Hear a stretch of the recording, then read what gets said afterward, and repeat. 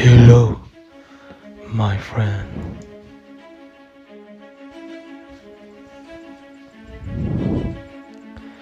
In essence, the puputan margarana war in Bali was motivated by the result of the Linggarjati negotiation between the Netherlands and Indonesia.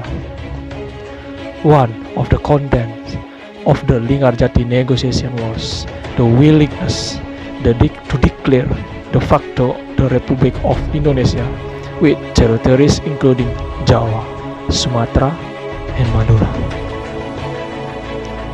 After that, the Netherlands had to leave the facto area no later than January 1, 1946.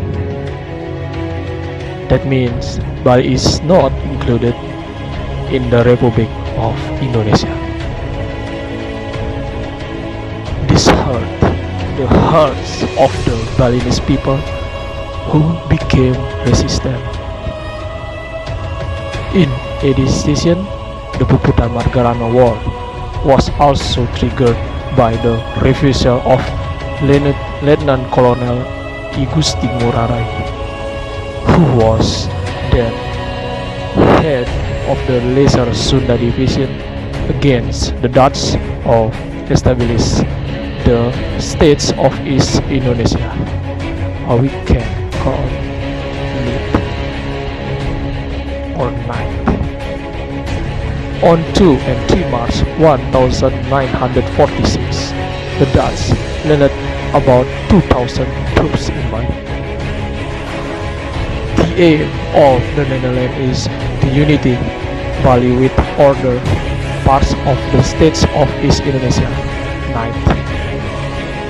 At the same time, Lieutenant Colonel I Gusti Ngurah Rai was in Yogyakarta consultation with TRI headquarters.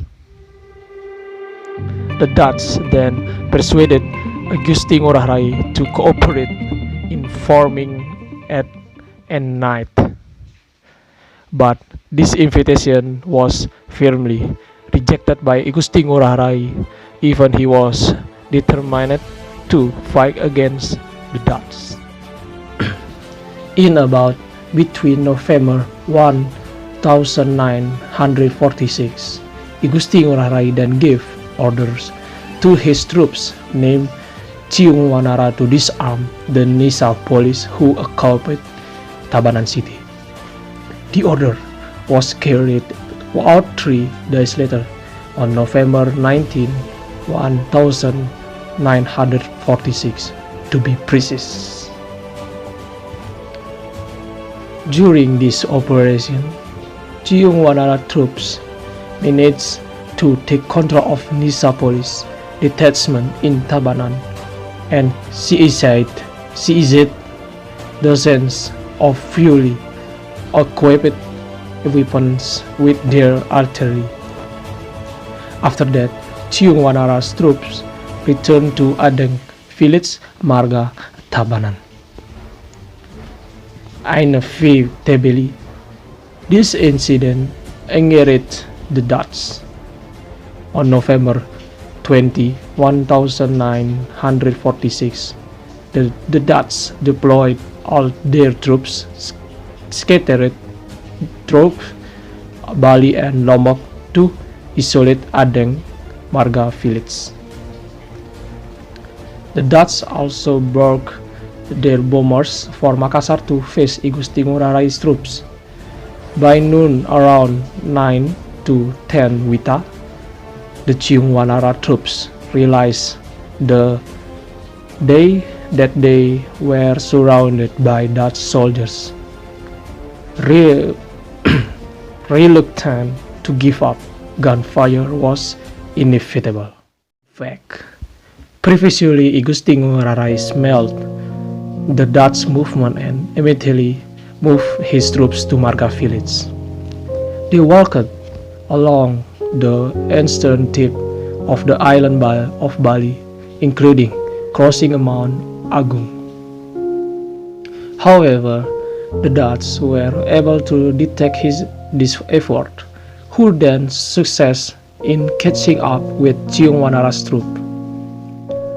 In that battle, Chiungwanara's troops actually managed to beat back the Dutch troops. However, it turned out that the battle war was not over yet because Dutch troop reinforcement arrived in greater numbers. Not, not only that, they are also equipped with more modern weaponry, including fighter aircraft. The situation finally turned around in Igusti troops were in fact pressured because of the unbalanced force of the troop. Towards evening, the fighting never ended. The Dutch troops increasingly attacked Chihuahua troops with cannon and bombs from fighter planes. Until finally Chihuahua troops under Igusti were pressed into open areas in the rice field and cornfield in the Kalachi area Marga village. It was in this desperate condition that Igusti then issued a puputan instruction or an all-out battle to the death.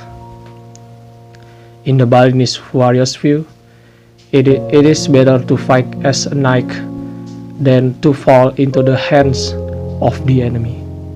Finally, on the night of November 20, 1946, Gusti Ngurah Rai died with his troops.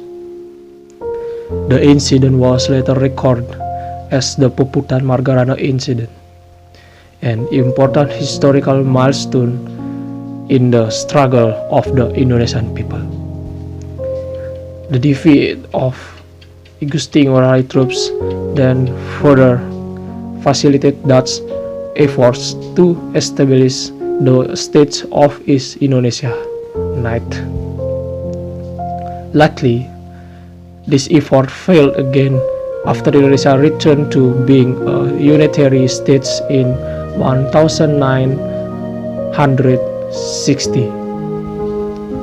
As mentioned earlier, the Puputan Margarana War killed I Gusti Ngurah Rai and 96 numbers of his troops.